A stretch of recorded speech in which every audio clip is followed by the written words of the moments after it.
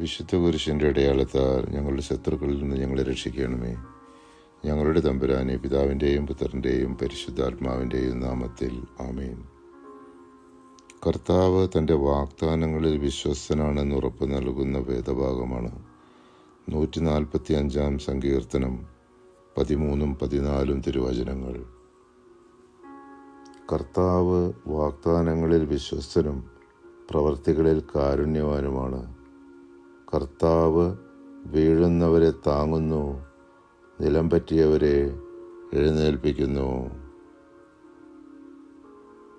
നമ്മുടെ പാപാവസ്ഥകളാൽ ഉണ്ടായിക്കൊണ്ടിരിക്കുന്ന ദൈവകോപം ശമിപ്പിക്കുന്നതിന് നമ്മുടെ കർത്താവിൻ്റെ പാടുപീടുകളെക്കുറിച്ച് ധ്യാനിച്ചപേക്ഷിക്കാം.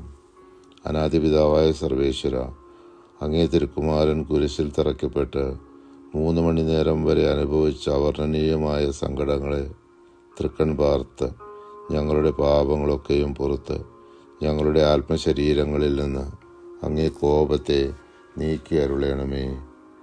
ആമേൻ.